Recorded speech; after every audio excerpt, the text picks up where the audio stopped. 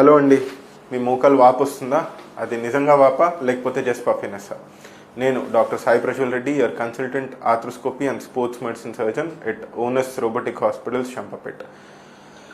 ఈరోజు మన మోకాల్లో వాపు వచ్చినప్పుడు అది నిజంగా వాపా లేకపోతే జస్ట్ పఫినెస్సా అని మనం ఎలా తెలుసుకోవాలి అంటే, మోకాల్లో వాపుతో పాటు ఆ లోకల్ రైజ్ అంటే అక్కడ లోకల్గా వెచ్చగా ఉండడం ఆర్ దాని చుట్టూ రెడ్నెస్ రావడం అది నిజంగా వాపు.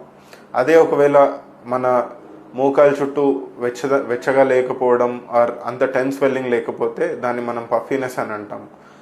సో మనం మోకాలు వాపు వచ్చినప్పుడు చాలాసార్లు వింటుంటాము అయితే హాట్ ప్యాక్ పెట్టుకోవాలి లేకపోతే కోల్డ్ ప్యాక్ పెట్టుకోవాలి అని. సో ఎప్పుడు హాట్ ప్యాక్ పెట్టుకోవాలి, ఎప్పుడు కోల్డ్ ప్యాక్ పెట్టుకోవాలి అంటే, ఎప్పుడైతే మన మోకాల్లో వాపు ఉంటుందో అంటే ఏదైనా దెబ్బ తగలడం వల్ల కానీ ఏదన్నా లోకల్ ఇన్ఫ్లమేషన్ వల్ల కానీ వాపు ఉంటే అప్పుడు మనం ఐస్ ప్యాక్ యూస్ చేయాలి. దానివల్ల మనకు నొప్పి తగ్గుతుంది, యాజ్ వెల్ యాజ్ స్వెల్లింగ్ తగ్గుతుంది.